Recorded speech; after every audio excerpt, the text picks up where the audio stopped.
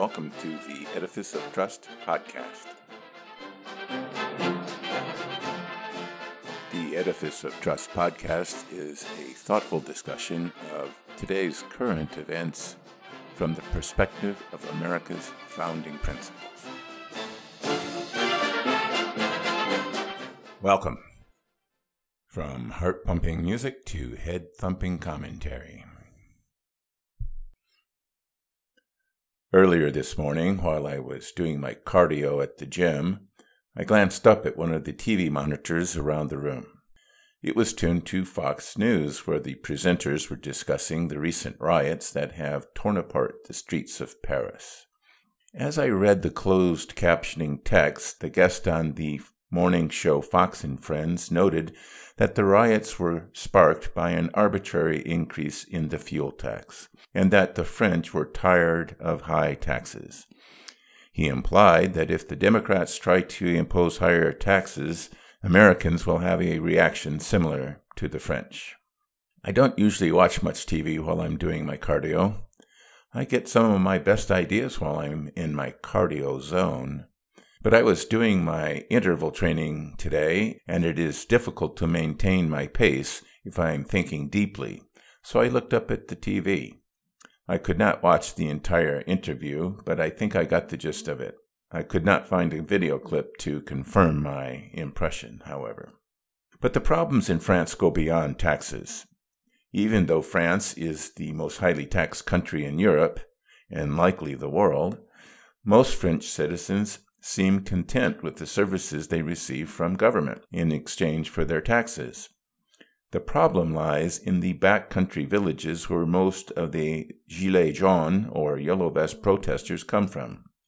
The Wall Street Journal did a more in-depth study, an article called Paris Riots Reveal Disillusion and Despair in the French Hinterlands, which was published on December 9th, 2018. And it included several interviews of protesters from the village of Montluçon, about 175 miles south of Paris. One was a small shop owner who had to rely on welfare payments because payroll taxes and other expenses left no money to pay herself a salary. Another was a pizza shop owner who lost his business to chain pizza companies like Domino's and frozen pizza in the supermarket. Montluçon is a working-class town of around 38,000 people, but the population has been declining for decades, from a high of 58,000 in 1968. Employment at local factories has declined as businesses have cut their workforce to remain competitive or closed down altogether.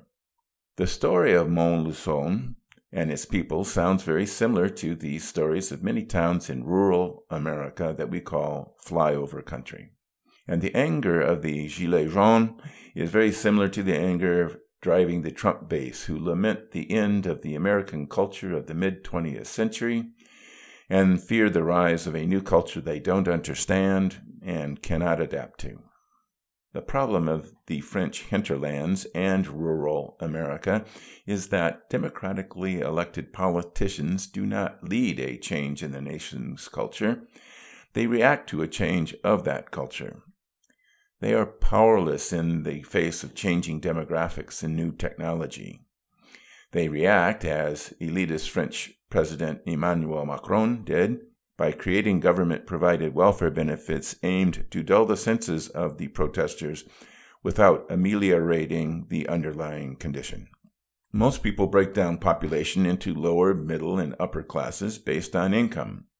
I prefer to classify the population based on their mindset into dependent, managerial, and leadership classes.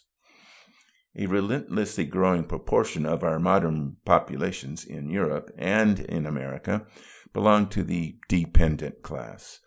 They are dependent on others not only for their livelihoods, but also for meaning in their lives. The managerial class has greater control over their fate, and the leadership class, or elite, control their own destiny and that of many others.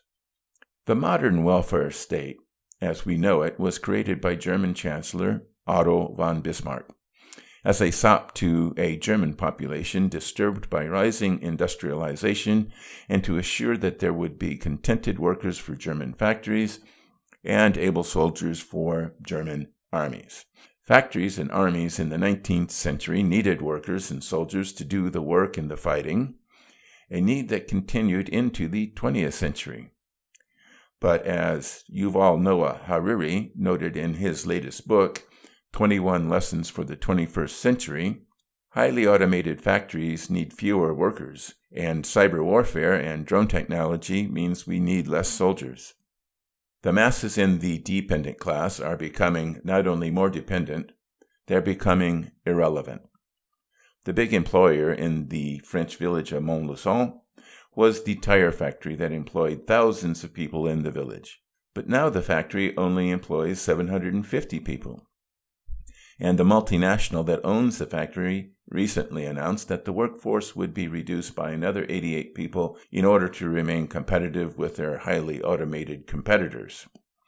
Some experts proclaim that artificial intelligence and robotics will displace about half of human workers by 2025. Welfare payments allow the dependent class to survive, but do not give their lives any meaning. Facebook founder Mark Zuckerberg gave a commencement speech at Harvard where he recommended a universal basic income so that everyone would be given, quote, the freedom to pursue purpose, unquote. More likely, they would be given the freedom to pursue opiates. Meaning in life does not come from universal basic income. One of the wealthiest people on the planet, Zuckerberg works a self-imposed 60-hour work week that would violate most labor laws if done to other workers. And Bill Gates works as hard in retirement giving away all of his money as he did in earning it. Their lives have meaning. Progressives, civil rights leaders, leftist activists, and community organizers of all stripes are dedicated to convincing poor people, generally, and minorities specifically, that they must demand more and more benefits paid for by unjustifiably wealthy elites. All that hard work gives meaning to the lives of the progressives, civil rights leaders, leftist activists, and community organizers, but it gives little meaning to the supposed beneficiaries. Progressives believe that they are the ones reshaping American culture, but what they are actually doing is enfeebling our ability to adapt to the truly transformational changes that will soon beset us. The future that we humans face is uncertain, but it looks especially grim for the dependent class.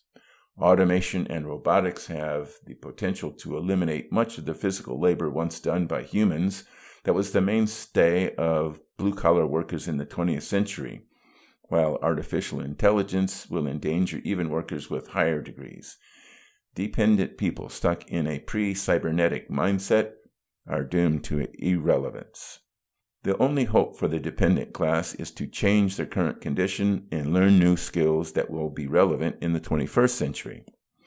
Progress does not stop, and right now it is accelerating.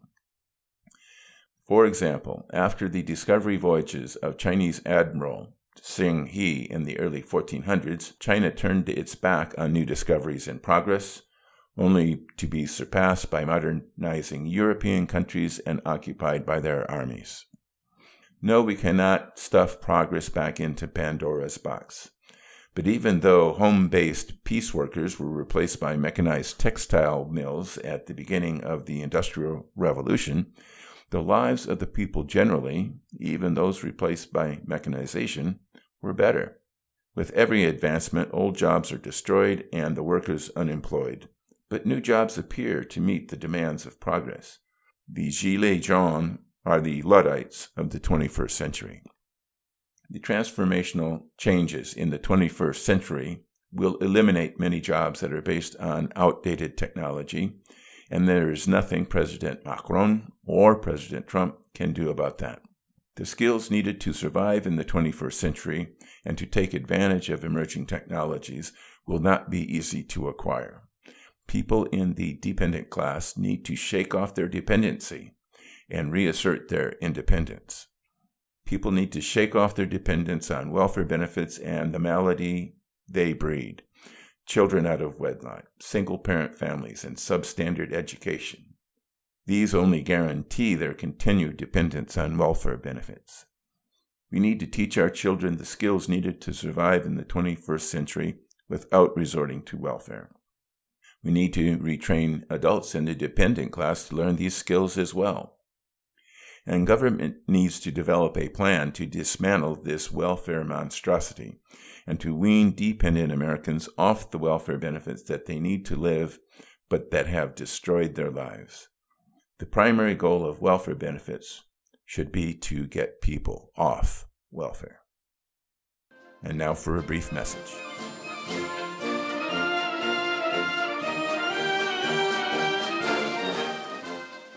Don't forget, my latest book, 2017, A Trumpian Year in Review, is now available in paperback and ebook versions on Amazon, Barnes & Noble, and iBooks. Also available are my previous publications, Principled Policy and Edifice of Trust. And if you want some adventure, try my novel, Tawantinsuyu. More information on these books, plus links to retail outlets, is available on my website, www.edificeoftrust.com. Thank you.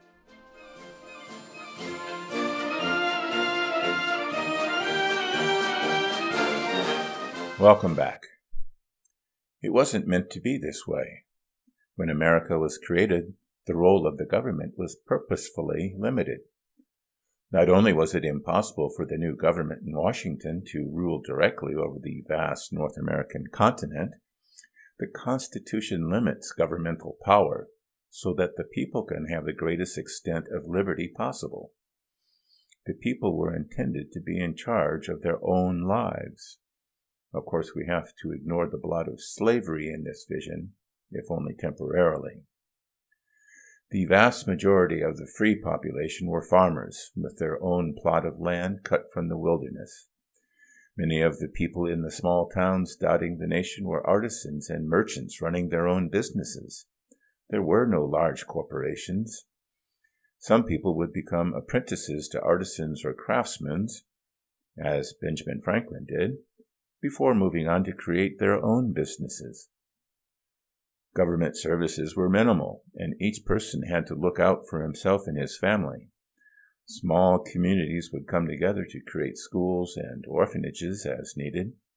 Sometimes charitable organizations or local churches would build a hospital or clinic. The concept of accepting charity was alien and shameful to hard-working Americans. Frontiersmen that ventured out from the Atlantic-bound colonies and into the wilds of Tennessee and Kentucky didn't have a safety net. The trappers that ventured across the Mississippi and into the Rockies didn't have a safety net. The farming families that built little houses on the prairies of the West didn't have a safety net. These are the kinds of people that made America great. We will face great challenges in the 21st century. But in our oath to America, we pledge to support and defend the Constitution and the laws of the United States against all enemies, foreign and domestic. Only independent people have the strength to make that pledge. Thank you.